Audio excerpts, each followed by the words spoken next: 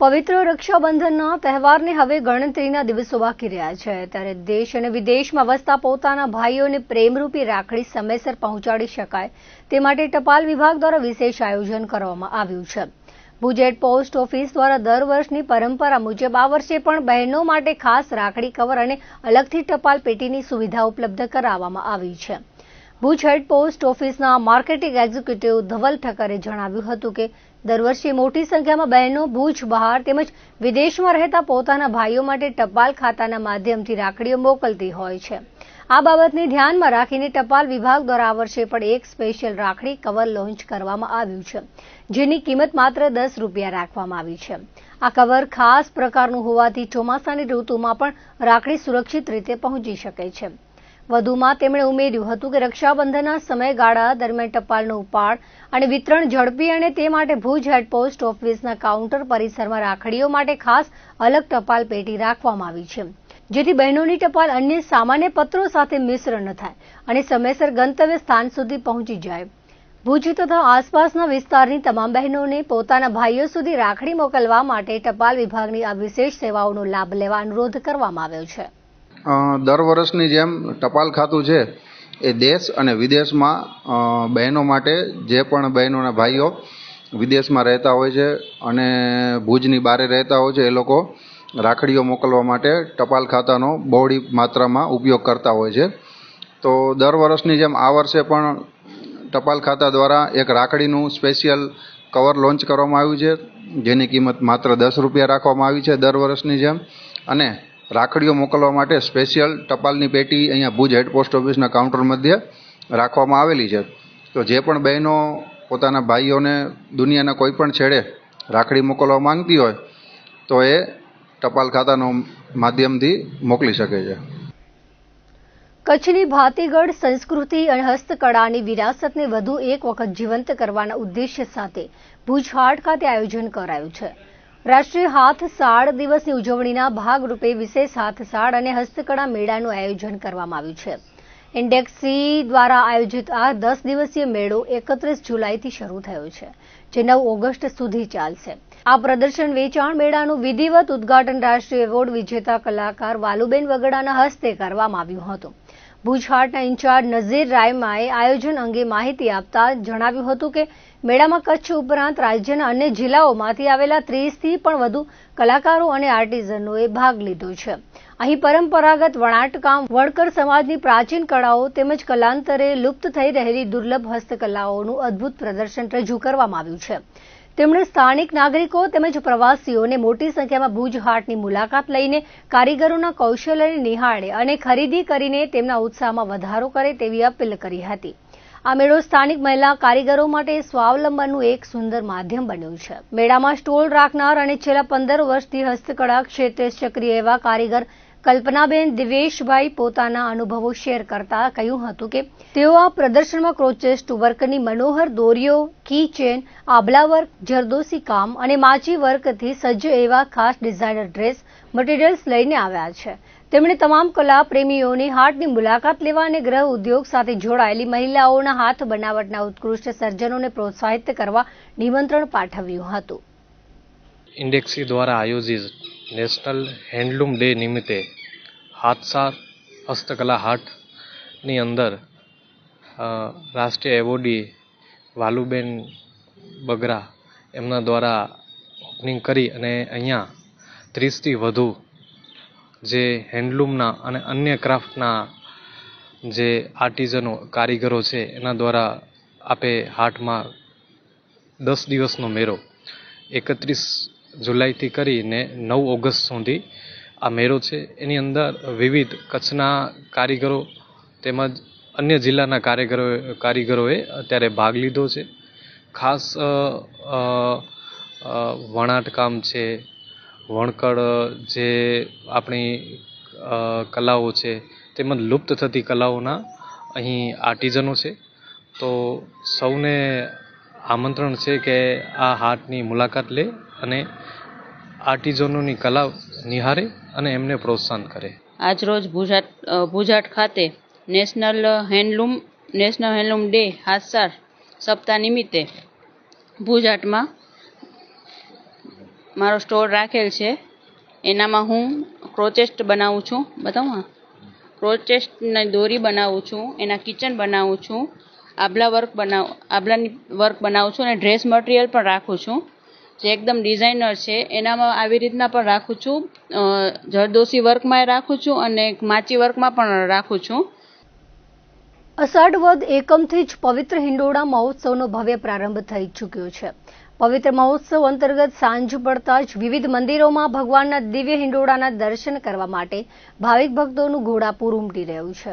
આ સમગ્ર ઉત્સવ રક્ષાબંધન સુધી શ્રદ્ધા અને ભક્તિભાવપૂર્વક ઉજવવામાં આવશે, જે દરમિયાન વિવિધ મંદિરોમાં સંતો અને હરિભક્તો દ્વારા દરરોજ અલગ અલગ કલાત્મક અને વૈવિધ્યસભર હિંડોળાની મનોહર રચના કરવામાં આવશે.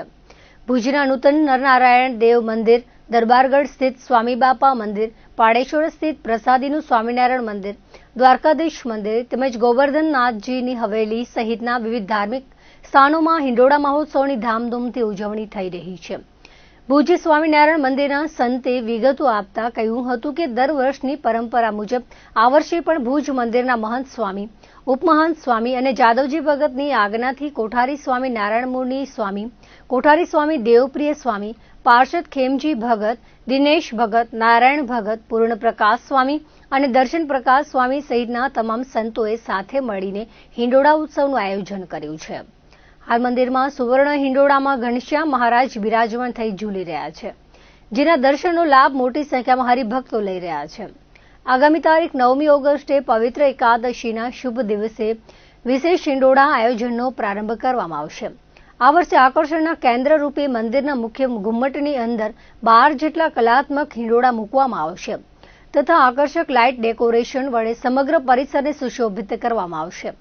ભુજ મંદિરના મહંત સ્વામી વતી તમામ સંતો દ્વારા દેશ વિદેશના તમામ ભક્તોને આ દિવ્ય દર્શનનો લાભ લેવા ભાવભર્યું નિમંત્રણ પાઠવવામાં આવ્યું છે. ભક્તો દર વર્ષને મુજબ આ વર્ષે પણ ભુજ મંદિરના મહંત સ્વામી, ઉપમાન સ્વામી, જાદવજી ભગતની આજ્ઞાથી કોઠારી સ્વામી નારાયણમુનિ સ્વામી, કોઠારી સ્વામી દેવવ્યારી સ્વામી, પાર્ષદ ખેમજી ભગત, દિનેશ ભગત, નારાયણ ભગત અને પૂર્ણપ્રકાશ સ્વામી, દર્શન પ્રકાશ સ્વામી સૌ સંતો સાથે મળી અને સરસ મજા હિંડોળાનો ભવ્ય કાર્યક્રમ કરી રહ્યા છે. અને ખાસ કરીને કે હિંડોળાનો પ્રારંભ થઈ ચૂક્યો છે અને સુવર્ણ હિંડોળામાં મહારાજ ઝૂલી રહ્યા છે. તો સૌ ભક્તો ખૂબ ભાવથી દર્શન પણ કરી રહ્યા છે, ખૂબ ભક્તો લાભ લઈ રહ્યા છે. તો તમામ ભક્તોને અમારું ખાસ ભક્તો જણાવવાનું કે આ વર્ષે પણ વિશેષ હિંડોળાનું આયોજન કરવામાં આવ્યું છે. એકાદશી તારીખ 9/8/2026ના દિવસે હિંડોળાનું વિશેષ જે આયોજન છે એનો પ્રારંભ થશે, ઓપનિંગ થશે. તો આ પ્રસંગે તમામ ભક્તોને અમારા ભુજ મંદિરના મહંત સ્વામી વતી દર્શન કરવા માટે અમે ખૂબ ભાવથી અમે આમંત્રણ પાઠવીએ છીએ. ભક્તો અંજાર સ્વામિનારાયણ મંદિર ખાતે દર વર્ષની જેમ આ વર્ષે પણ હિંડોળા મહોત્સવ ઉત્સાહભેર ઉજવવામાં આવી રહ્યો છે, જેના ભાગરૂપે રવિવારે બપોરે 4 કલાકે વિશેષ નવલખા પર્વત એવં હિંડોળા દર્શનનું ઉદ્ઘાટન સંપન્ન થયું હતું. ભુજ મંદિરના મહંત સદગુરુ પુરાણી સ્વામી ધર્મનંદન દાસજી તથા કોઠારી પાર્ષદ વર્ય જાદવજી ભગત સહિતના વડીલ સંતોના દિવ્ય વરદ હસ્તે આ વિશેષ દર્શનનો પ્રારંભ કરાવવામાં આવ્યો હતો. આ પ્રસંગે અંજાર મંદિરના મહંત સદગુરુ સ્વામી દેવપ્રકાશ દાસજી, સંત મંડળ, કાર્યવાહક કમિટીના સભ્યો તથા મોટી સંખ્યામાં હરિભક્તો ઉપસ્થિત રહ્યા હતા. શાસ્ત્રોક્ત કથા અનુસાર સ્વામિનારાયણ ભગવાનને નીલકંઠ વર્ણી સ્વરૂપે વન વિચરણ કરતી વખતે ઉત્તર પૂર્વ ભારતના ત્રિપુરા રાજ્યમાં આવેલા નવલખા પર્વત પર પધાર્યા હતા, જ્યાં તેમણે સુખદેવજી સાથે જન્મ ધારણ કરનાર 9 લાખ સિદ્ધ પુરુષોને દિવ્ય દર્શન આપી તેમને સાધના પૂર્ણ કરાવી અક્ષરધામની પ્રાપ્તિ કરાવી હતી.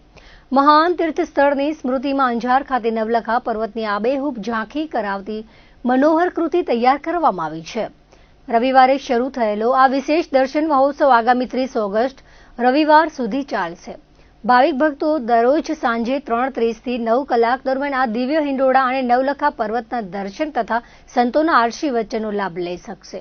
દૂર ગામથી દર્શનાર્થે આવતા હરિભક્તોને સુચારુ વ્યવસ્થા અર્થે અગાઉથી જાણ કરવા મંદિર તંત્ર દ્વારા વિનંતી કરવામાં આવી છે. વરસે તો વાગડ ભલો એ કહેવત મુજબ વાગડના રાપર તાલુકામાં મોસમનો 362 મિલીમીટર વરસાદ નોંધાયો છે, એટલે કે 14 ઇંચ વરસાદ થયો છે. રાપરના પૌરાણિક કાંડવાળું તળાવ ઓગળી જતા લોકોમાં હરખની હેલી જોવા મળતી હતી. પાલિકાના પ્રમુખ ચાંદભાઈ બેંડેના હસ્તે પૂજા અર્ચના કરીને શાસ્ત્રોક્ત વિધિ સાથે વધાવવામાં આવ્યું હતું. શાસ્ત્રોક્ત વિધિ જગદીશ મહારાજે કરાવી હતી. ઉપરાંત કાનમેરનું સોનસર તળાવ ઓગની જતા સરપંચ રાધાબેન રાણા ભોપા તથા રામજીભાઈ બાટીના હસ્તે ગ્રામજનોની ઉપસ્થિતિમાં વધાવવામાં આવ્યું હતું. ફતેહગઢ ભોજનારી બેલા લોદરાણી ડેમ ઓગણિયાનું રાપર જળ સિંચન પેટા વિભાગના નાયબ કાર્યપાલક ઇજનેર કેયુરભાઈએ જણાવ્યું હતું. તાલુકામાં આવેલ જિલ્લા પંચાયત હસ્તકના અનેક ડેમ ઓગણ્યા છે, તો અનેક ડેમમાં 6-8 મહિનાનું પાણી આવ્યું છે. તાલુકામાં વાવણી લાયક વરસાદ થતા ખેડૂતોમાં આનંદની લાગણી ફેલાઈ છે. ખડીરના રતનપરના સરપંચ દશરથભાઈ આહિરના જણાવ્યા મુજબ ખડીર પંથકમાં સારો એવો ખેતીના ફાયદાકારક વરસાદ થયાનું જણાવ્યું હતું. અનેક ચેકડેમ તળાવમાં પાણી આવ્યું છે. વરસાદથી મગ, મઠ, એરંડા, તલ, કપાસ, મગફળી, જુવાર, બાજરી સહિતના પાકને ફાયદો થશે.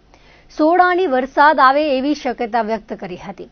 વાગડ વિસ્તારના રાપર તાલુકામાં તથા બનાસકાંઠા, પાટણ, પાકિસ્તાનમાં પડેલા ભારે વરસાદથી અમરાપરના રણ તથા એકલ બાંભણકાના રણમાં પાણીની આવક થતા સમુદ્રમાં ફેરવાઈ ગયું છે, એવું ખડીર પોલીસ સ્ટેશનના હેડ કોન્સ્ટેબલ દશરથસિંહ જાડેજાએ જણાવ્યું હતું. સમગ્ર ગુજરાતમાં જ્યારે મેઘમહેર થઈ રહી હોય ત્યારે રાપરમાં પણ ઇન્દ્રદેવ રીચ્યા અને ખૂબ સારો એવો વરસાદ પડ્યો અને ત્યારે આજે રાપરનું ઐતિહાસિક તળાવ આટવાડું તળાવ ઓગની ગયું.